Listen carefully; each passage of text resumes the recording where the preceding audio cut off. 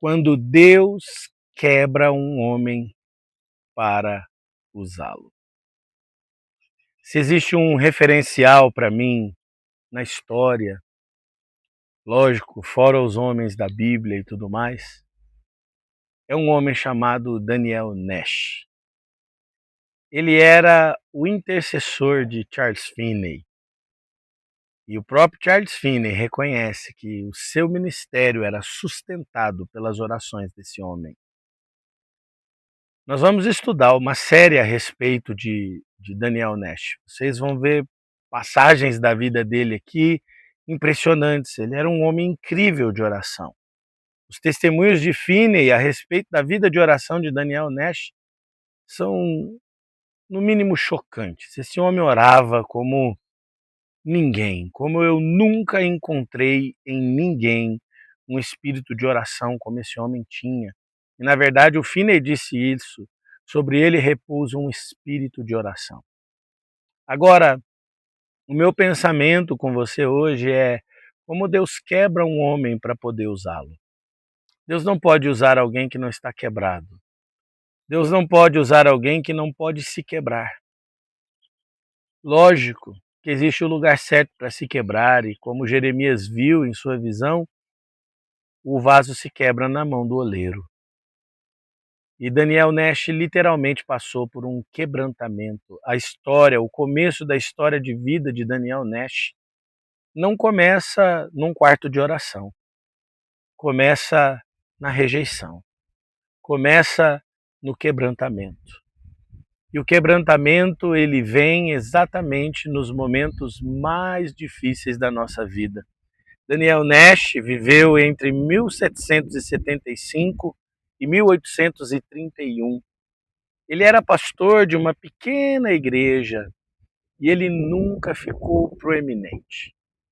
O nome dele não é famoso, ele não deixou um livro para trás. Olha o que está escrito a respeito dele.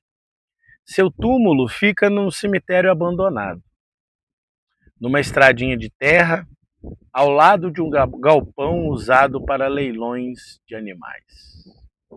A igreja que ele pastoreou não existe mais. Só há uma pequena coluna histórica para marcar o local no meio de um milharal. Não há livros sobre sua vida, não é possível encontrar fotos ou diários, suas mensagens foram esquecidas. Se há descendentes, não foi possível localizá-los. Ele não escreveu nenhum livro, não fundou escolas, não iniciou um movimento e, em geral, se manteve no anonimato. Essa é a biografia do grande Daniel Nash, um grande homem de oração. Não há muitos registros a respeito dele, mas foi em mais ou menos 1816, com 40 anos de idade, que ele assumiu a Igreja Presbiteriana Congregacional na vila de Louvaille. No primeiro ano de ministério houve um avivamento, onde 70 pessoas se converteram, irmãos. Poucos anos depois, um grupo saiu da igreja, formou uma congregação e ele continuou amigo desses irmãos e orando por ele. A igreja prosperava espiritualmente, tinha trabalho missionário na região, tinha escola bíblica aos domingos, por motivos que talvez não foram completamente registrados. Ninguém sabe por quê. Em 1822, o conselho da igreja decidiu substituir Daniel Nash por um pastor mais jovem. Aparentemente, essa rejeição por parte daqueles que ele tinha amado e a quem havia ministrado, aos poucos foi arrasando sua vida, esmagando e quebrando seu coração. Ele certamente ainda não conseguia ver o que Deus estava tentando fazer através de tudo isso. Esse homem, como qualquer outro, se sentiu quebrado pela rejeição. Foi abandonado por quem ele amava e ministrava há mais de 6 anos. Essa igreja que viu junto com ele um avivamento onde 60, 70 pessoas se converteram, e logo após esse período teve mais um avivamento, 2 anos depois, onde 200 pessoas se converteram. em um vilarejo que tinha aproximadamente 300 casas, querido. Um genuíno avivamento estava acontecendo e ele foi simplesmente abandonado. Logo depois dessa reunião, ele teve um primeiro contato com o tal do Charles Finney, que tantos de vocês, inclusive eu, amam ler a respeito. Ele fazia parte de um presbitério onde o Finney seria examinado para receber uma licença de pregador. Mas o Finney não teve uma primeira boa impressão do Daniel Nash. Ele diz que, segundo o Charles Finney, ele parecia muito frio e até mesmo indiferente a Deus. Veja que coisa impressionante. O homem que Deus usaria como intercessor estava quebrado. Quebrado ao ponto de Charles Finney dizer, ele é indiferente. Você já teve que lidar com gente indiferente? Com gente que não expressa emoção para nada? Assim era o Daniel Nash. Mas logo depois desse encontro, o Nash foi acometido de uma grave inflamação na vista. Durante várias semanas foi obrigado a permanecer num quarto escuro, sem poder ler ou escrever. Não sabemos muito bem sobre o que passou naquele quarto escuro. Somente o que ele próprio disse, o Daniel Nash disse, houve uma revisão geral e radical de toda a minha experiência cristã. Quando o Nash saiu dali, ainda usando venda nos olhos, havia um ardor em sua alma pelas almas perdidas e pela liberação de tudo que o prendia. Ele não se dedicou ao ministério de evangelismo pessoal, nem pregação evangelística. Ele iniciou um dos mais profundos ministérios de oração que se tem notícia.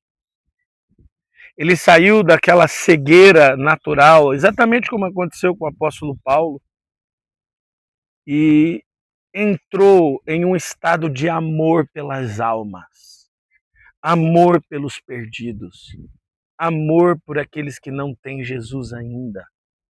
E ele entrou em um estado de oração tão profundo que mudou a história. Charles Finney começou seus trabalhos em Evan Miles, Nova York, no ano de 1824. Foi ali que Daniel Nash iniciou seu ministério de oração. Quando Nash chegou lá, Finney reconheceu nele algo diferente e afirmou que estava cheio do poder de oração. Quando Finney olhou para ele, ele falou, esse homem recebeu o poder para orar. Os dois foram unidos pelo Espírito numa parceria que só terminaria 7 anos depois com a morte de Daniel Nash. Daniel Nash era intenso, queridos, mas o que forjou ele foi a rejeição. O que forjou ele foi o trauma. O que forjou ele foi servir uma igreja que no final o substituiu. Sem resposta, sem porquê, ele simplesmente foi rejeitado. Os alvos dessa equipe evangelística foram definidos de forma simples numa carta escrita por Nash. Preste atenção. Quando Finney e eu iniciamos nossa carreira, não tínhamos ideia alguma de ir no meio de igrejas e pastores. Nossa mais alta ambição era ir onde não havia nem pastor, nem igreja, e procurar as ovelhas perdidas, aquelas pelas quais ninguém se importava. Começamos e o Senhor prosperava. Não entrávamos em território de ninguém, a menos que fôssemos convidados. Já tínhamos suficiente espaço e serviço para trabalhar. Ele queria ganhar almas. Queridos, tem tanta gente sonhando com avivamento e achando que avivamento é tudo menos isso. Eles decidiram pregar onde ninguém prega. Eles decidiram anunciar a quem nunca ouviu. Eles decidiram amar quem não é amado. eles decidiram começar algo novo da parte de Deus, sem correr atrás de gente que já estava em igreja. Quando Deus dava uma direção ao local que eles deviam trabalhar, Nash ia sem nenhum alarde para lá, preparar tudo. Mas isso eu quero conversar com vocês num próximo vídeo, de como Daniel Nash preparava os ambientes. Eu termino esse vídeo só lembrando você que às vezes Deus vai usar a sua dor, Deus vai usar o seu sofrimento, Deus vai quebrar você para poder te usar. Deus só pôde usar o Daniel Nash porque ele estava quebrado o suficiente. E você? Será que Deus pode te quebrar para te usar? Pensa aí, deixa seu comentário aqui embaixo, curte esse vídeo e que Deus te abençoe.